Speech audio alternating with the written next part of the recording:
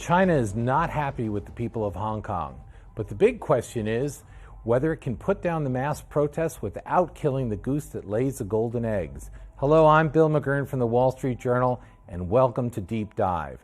This past Sunday, 1.7 million Hong Kong people turned out to march, even though their government said it was illegal. They had two goals. First, they wanted to show the world that they are still not happy with their government for pushing a bill that would allow people from Hong Kong to be extradited to China. Second, they wanted to make the point that theirs is a peaceful protest by hardworking, law-abiding, honest citizens who want only to keep the way of life that was promised them when Hong Kong was handed back to China in 1997. Violence had marred some of the earlier protests, especially during the occupation of the airport last week.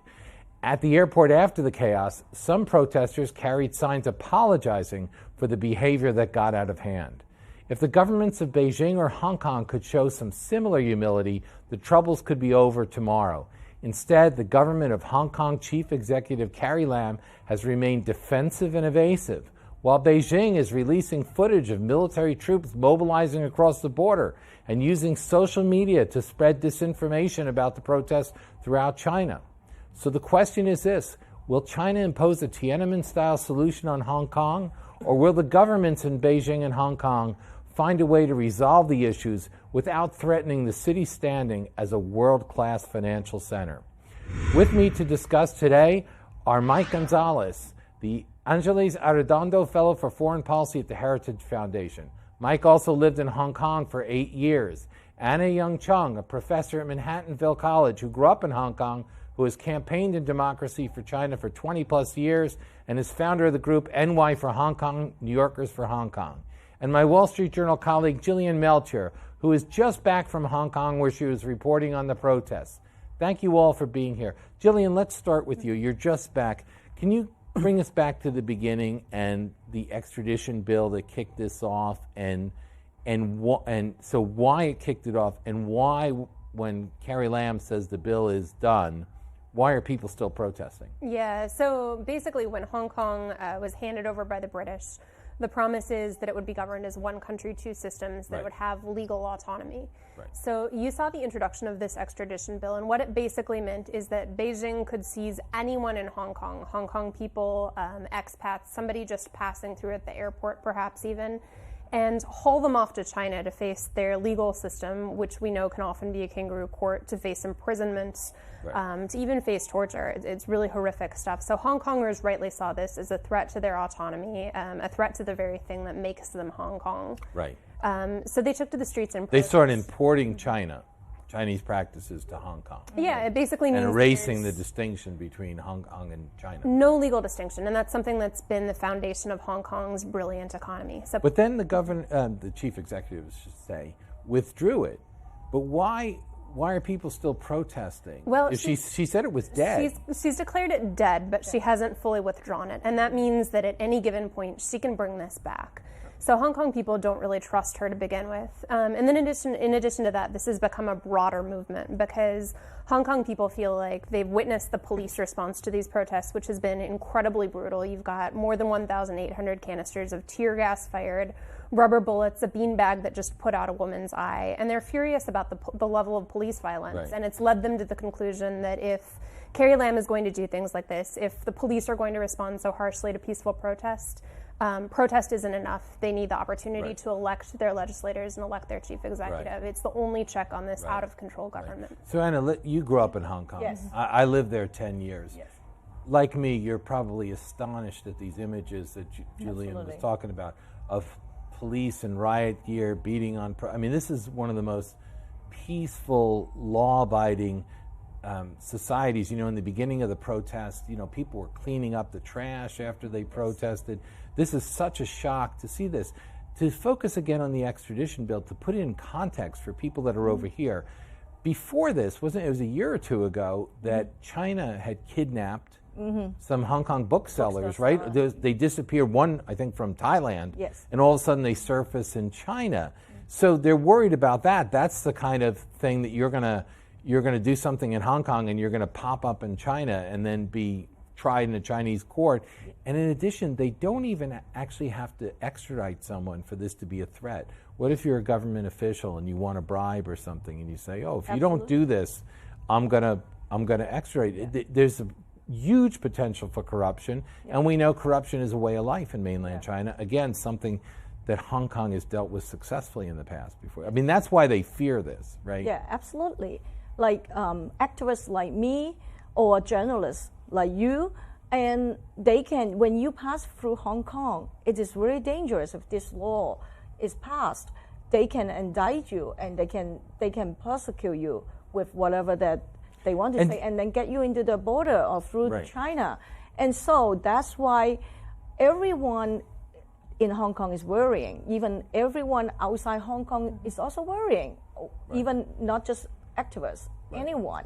Well, we've seen, for example, in some of the images, some of the protesters that got violent, dressed all in black, their faces covered up because they don't want the facial recognition technology to get them. But if you looked at the big protests, the 2 million about a month ago, and the 1.7 million, there are a lot of families out there, right? Oh, absolutely. And there are a lot of these young men.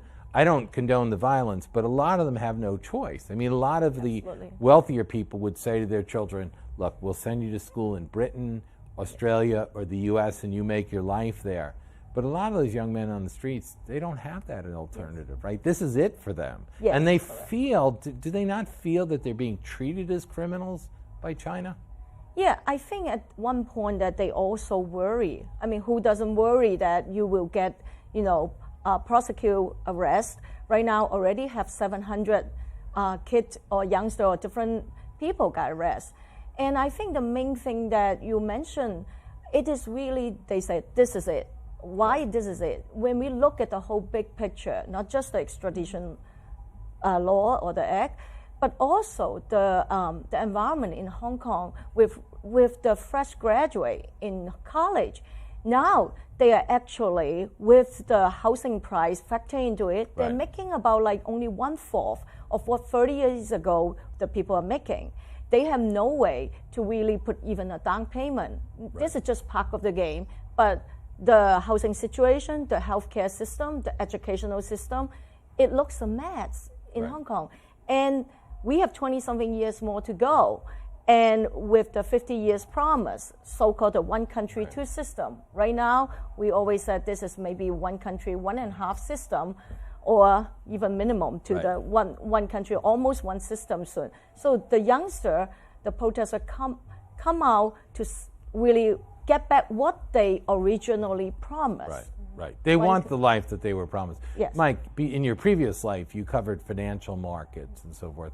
And when you lived in Hong Kong, you saw its utility as a world-class financial center. The truth is that China doesn't have anything like Hong Kong.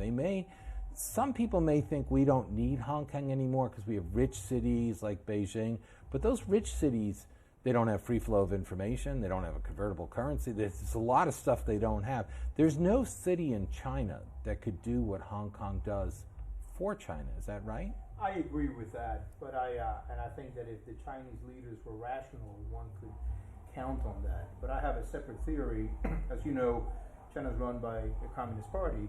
These are a bunch of aging communists who follow an inhumane theory, something that has caused a lot of suffering. And they don't. I have a sense sometimes that they look at Hong Kong as something that China did not create. I never say return to Beijing or return to China, because Hong Kong, as you know, was a combination of British rule of law and Chinese. Yeah, Lord Palmerston's called it a barren rock with hardly a house atop it. Barren rock when they got it in the Opium War in 1840. It's freedom and free trade that have made freedom and free trade and the rule of law. And the rule of law. And the fact that while they themselves did not have self-determination, they relied on an empire that was a democracy. So I think that China looks at Hong Kong as, it associates it a little bit with this communist agitprop term, the century of humiliation and the century of shame. and they've been complaining that the U.S. is behind these protests, accusing foreign powers of stoking it and foreign ideas. China's always talking about foreign ideas. But isn't that ironic? We forget that there are communists, and communists are primarily about power, about Lenin, not about Marx.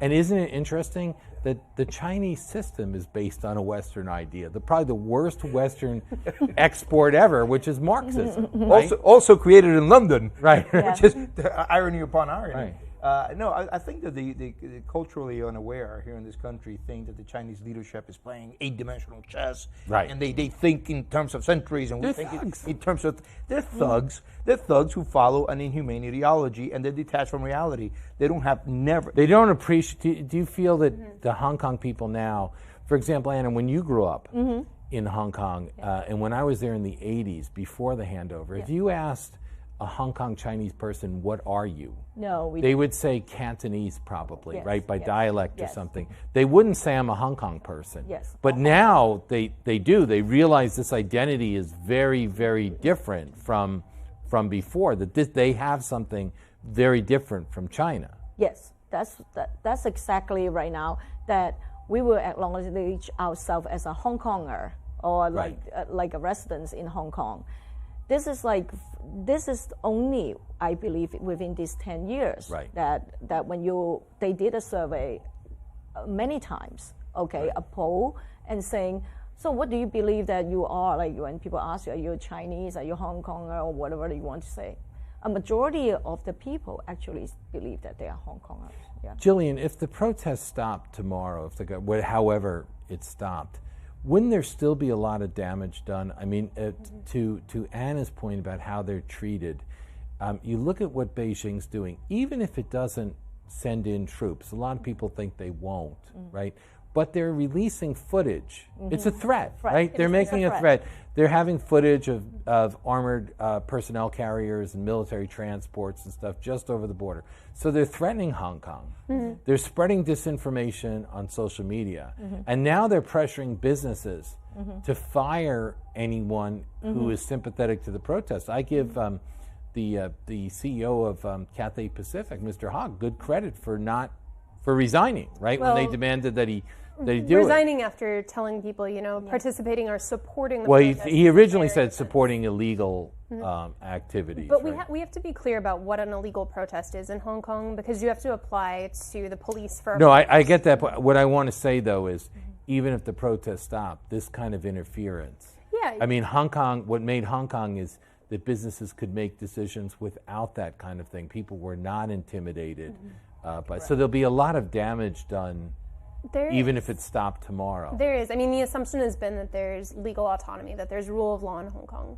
The extradition bill, even its introduction, immediately eroded that. And now you've got them pushing around businesses like Cathay Pacific, fashion designers, property the accounting developers. firms, I think, because there was an ad by some employees. And it's basically, I mean, a lot of these are Western or Western-led businesses. It's sending the message that if you decide to set up shop in Hong Kong, ultimately your CEO and your shareholders don't make the decisions. Beijing calls the shots. Which And is I think just that's- like any other Chinese city, right? It's not the tradition in Hong Kong. Tell us a little, you've been there for a long time, twice in the last 2 months or so. Who are the people that are out protesting? Generally people don't sympathize with protesters, but this is a very middle class kind of ordinary people, right? What kind of people do you see out there? It's everyone. It's Families right now too, about right? 1/4 of Hong Kongers. The one that made me almost cry was a dad holding his toddler son with a sign that said "Freedom isn't free." Right. And that just broke my heart. But if you talk to it, I mean, past movements have been a lot of young people, and they're certainly at the core of this. But you've also got civil servants, you've got teachers on strike. You've got professionals that I interviewed that said, this is so important that even if I get fired, I don't care. The economy is my bargaining chip. So we're seeing, and I mean, you have churches showing up trying to sing hymns and pacify the situation. You have elderly people who are brave enough to go to the front line and stand between cops and protesters saying, don't you remember your humanity? This is literally everyone in Hong Kong. And the thing that they keep telling me when I ask them, why are you here? Why are you here? They say to me, this is our last chance. If we want to be free, and if we want our children to be free, this is our last shot. And you wrote in one of your pieces about there's a strong Christian element, even though Christians are a minority in Hong Kong, trying to keep people away from violence. I mean, the Cardinal has been a tremendous supporter of this, right? I think he tweeted out this weekend, see you at because the we march. understand that religious freedom is a type of freedom. We understand how China treat the religion. So I want to echo what Gillian was saying, that I was also in Hong Kong for the past 2 months. It's all walks of life. Right. They also host rally that by the senior, they call it the Right. white hair people. And so the senior, the civil servants, and the teachers, and even in the business sector, they have rallies. And the teachers and students. So there's all walks of life that they have rally on. And let me ask you, the response when Carrie Lam gives a press conference to the police, they don't seem to give an inch. I mean, they did. Not at all. They did suspend the bill, but they don't. I think what Hong Kong people want is for people to recognize we have a legitimate concern, and the system doesn't give us a way to express this or stop it because it's not democratic. So this is what we have to do. But don't they just want a little respect from their own government? Yes, we believe that Carrie Lam is not answering any one of the 5 demands. And could you tell us what those 5 demands are? oh, absolutely. They want to have a total withdrawal of the extradition law. This is the demands by the protesters, the main yes. 5 demands. This is the consensus. So total withdrawal of the extradition. And then they don't want to label as a riot. They don't want protesters called rioters. Yeah. That's actually kind of important to explain why, because Yeah. if you're accused of like that was the one that didn't make sense to me before I Right. went there. Yes. But if you're accused of rioting, that's a really serious legal 10 years in charge. jail. 10 years in prison. Yes. So that's an important distinction. And then stop prosecuting all these protesters. Withdraw criminal charges for people that have been arrested. Absolutely. And also an independent investigation of this police Of the brutality. police, a commission, independent commission for Yes, the police. although they have one called IPCC, but we do not believe that that is really fair. So they Right. want an independent one. And they want universal suffrage. Absolutely, that's the last. If but not they least. had that, we wouldn't have any of these protests, right? Because we wouldn't have had an extradition bill and It would be a better government that if you get elected with the chief executive and all the electoral member, and I think that will be a better system. right. You know? Mike, isn't this the weakness of authoritarian regimes, that when you don't allow legitimate protests through your mechanisms, when you don't give people any way to fight something except to take to the streets, it's going to bust out, and it's busted out several times since Tiananmen Square. There were protests at before Tiananmen Square. The pro-democracy protests in Hong Kong used to get 100 people, right? And then hundreds of thousands turned out Tiananmen Square when their brothers and sisters were being fired upon in Beijing. And then we've had different outbursts every 5 years or so in Hong Kong, right? Because this is the only mechanism they have to show their displeasure. Well, China has an estimate that it itself admits to about 80,000 uprisings, minor uprisings or riots a year. Right. And that's what it admits to. So that gives you an indication of how what you're talking about is a very real thing. Anger bubbles up into these types of outbursts. But I'll take it a step back further. I mean, why does Carrie Lam make the blunder that she made when she introduces the bill? If you don't have to seek the consent of the governed, Right, of the people. of the people, you have to. You're a step removed from them, or actually more than a step removed from them. You have no idea what they're saying, Right. what they feel, and obviously this goes double for the people in Beijing. They have no idea what their people want. They may eavesdrop, and they may have spying mechanisms. So what you have, and going back to what has been said already, what good is the promise of one country, two systems? Let's say that it remains one country, two systems. Right. If you can be whisked away at any moment to a place like mainland China, where it's more than a kangaroo court, it has no rule of law. Right. They can do anything they want. Right. to People do. used to say when we lived in China that the problem was that the law was so unpredictable. And I said, no, the problem's the opposite. You know who's going to be convicted beforehand. And if you're the foreigner, you're going to get screwed, right? By this. I mean, that's the problem with their court. People trust Hong Kong courts. People don't trust China's courts. As With good Jillian said, this doesn't apply only to Hong Kongers. If you're transiting through the airport, if you go into some other place and you're in Hong Kong, they can nab you. Right. If mainland China. Well, they've just nabbed British- a Hong Kong Chinese person who worked for British Council. for the British consulate, right. right? He's gone missing. Right. The Brits don't know where And they he don't is. explain why. he's No, they being- already admitted that they detained him, but no one knows what's going on. Right. He was traveling on the high-speed train to Hong Kong, and he was texting his Texting his girlfriend. girlfriend, right. Yes, and Then all of a sudden he doesn't come through on the other side. He did say that I think through some of the texts he's erasing some pictures. Of course, I've already taken pictures in Hong Kong, but So Anna, one question is, some people would say the British colonial system was even less democratic in a way than the system they have now. How is it that Britain was able to govern it so peacefully for so long without democracy in under the British? Now I think they were much more solicitous about Hong Kong people's feelings, and they were very careful not to do it. And they never had riots unless they were instigated by China, like during the Cultural I would not Revolution. say that they don't have the democratic system, as we all know that in the British system they also have their democratic system. But back then, yes, the system was not established as like there's a voting system for the governor back then when I was young. But everything that I believe the government was doing is doing for the good of Hong Kong. Remember how much money they left before they went back. So this proved that Hong Kong, we were educated in Hong Kong, we brought up in Hong Kong with the freedom of the speech. We are able to say what we want to say, and we were educated in the mindset that is with the global And the value. government was careful they were never so foolish Yes. as China's been to do something that the Hong Kong people just hated, right? I mean, they wouldn't do those things. And there's no such thing that like today, I can say it, that with all the things happen with the educational system, the healthcare system, especially I just mentioned the housing. That's right. a serious Jillian, I want to come back to you, but first I want to put up a quote. This is from Zhu Rongji, who was the Chinese premier in the 90s and early 2000s. And during a visit to Hong Kong in 2002, he said this: "If having returned to the motherland, Hong Kong is run into the ground under our guidance, are we not guilty of crimes against the Chinese people?" That's a very prophetic statement, isn't it? Yep. Yeah, it absolutely is. And he was speaking when there was agitation about another bill, not an extra treason bill, right? Similar kind of debate. But I mean, that got very little reporting. But that's an incredible statement. It looks like this is what China's. I always say watching China handle Hong Kong is like watching a Stradivarius in the hands of a chimpanzee. It's unbelievable that they don't know what they have.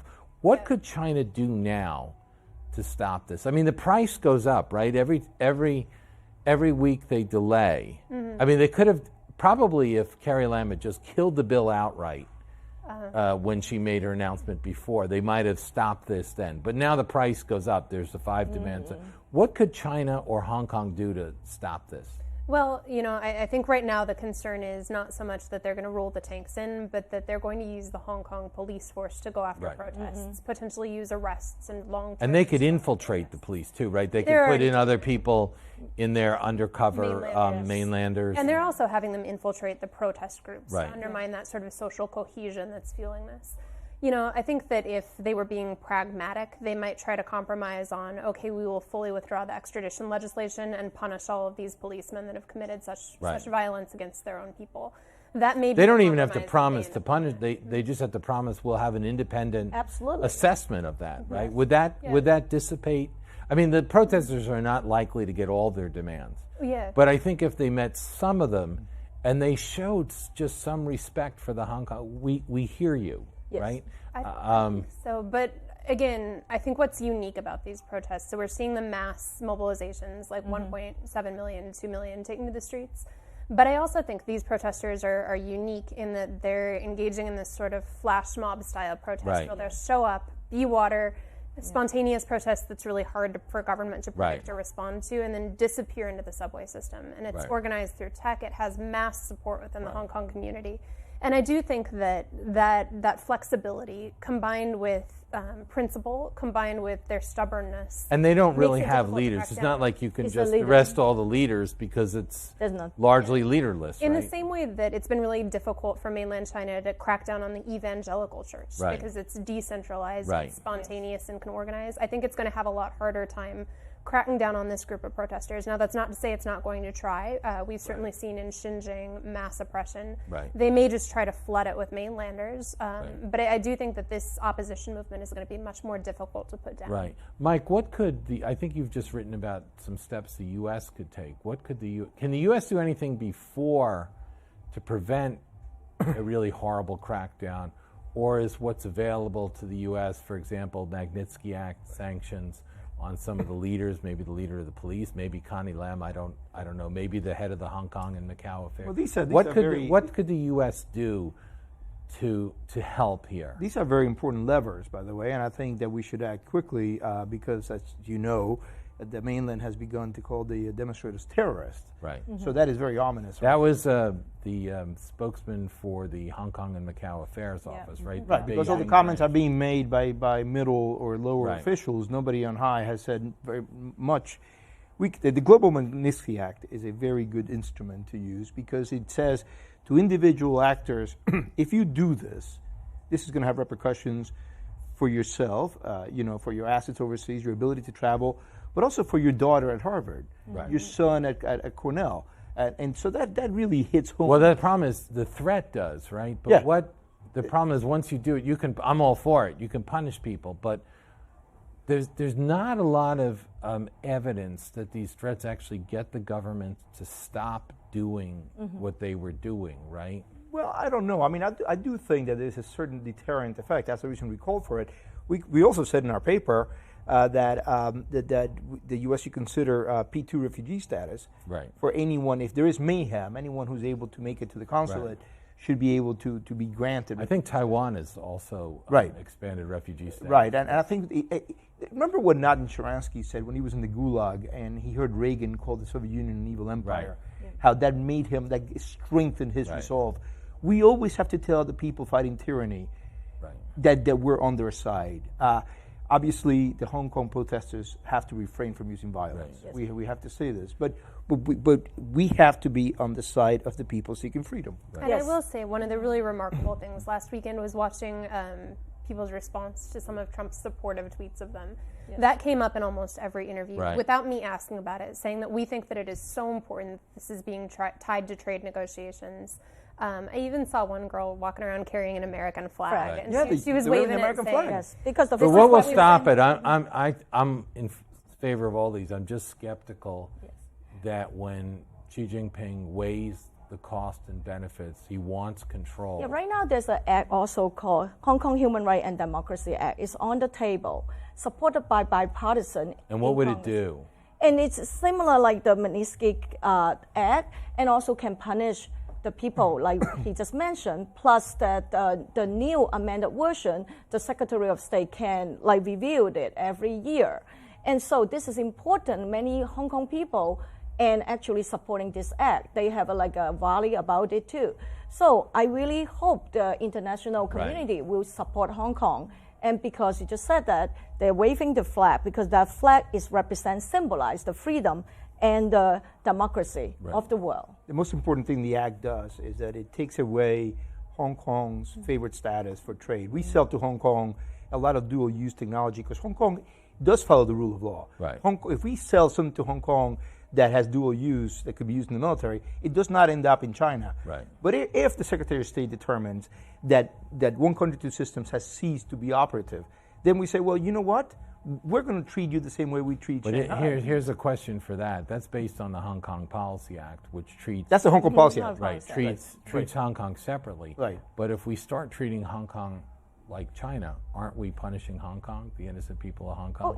And it's all after the fact. We haven't stopped the bad thing from happening, right? Yes, in a way that this pulls some string from the United States over the global world, who is the main one who are helping Hong Kong. I hate to say, but I'm proud to say it too. Right. It is United States. Right. So we here, apart from the president and also the Congress, they are actually helping in a way to voice out. We see the speakers talking about it. We see the majority leader voice out. We see the presidential candidate. We have an article by Mitch McConnell. Yes, we know that. So we really hope that they will continue to support Hong Kong. Jillian, I'll have to give you the last word. Just in looking at this, you've been there twice now, you've talked to a lot of people. Is there any sign from China, from Beijing, or the Hong Kong government that they're inclined to be more reasonable and look for a peace, or is it because what I see is just threats, right? Yeah. So is there any sign that they really want a peaceful resolution and are actually doing something to make that possible? I don't see a lot of promise for that. But I will say the protesters that I'm speaking to, they're saying that basically Beijing has too much at stake here. The economy is the one bargaining chip they have, and they feel like they've got Xi Jinping between a rock and a hard place. If you threaten Chinese money, that may be enough to make the government think twice. There's got to be a lot of capital flight. Yeah, there already is for sure. But And that's, mainlanders invest in Hong Kong too. yeah, that's what they're betting on, that economic rationality will be enough to carry the day. But everybody I talk to is also afraid. And I've got to say, the incredible courage and kindness of Hong Kong people through this, it's an example. It's one of those things that makes you just appreciate your freedom and democracy that much more. They're an incredibly courageous people taking on the most authoritarian government in the world. And if we don't get behind them and support them, I think we have to think about whether we really value those principles. Okay, we'll have to leave it there to now. Mike, Ann, and Jillian, thank you all for coming on today. I'm Bill McGurn of the Wall Street Journal. Tune in tomorrow for another deep dive.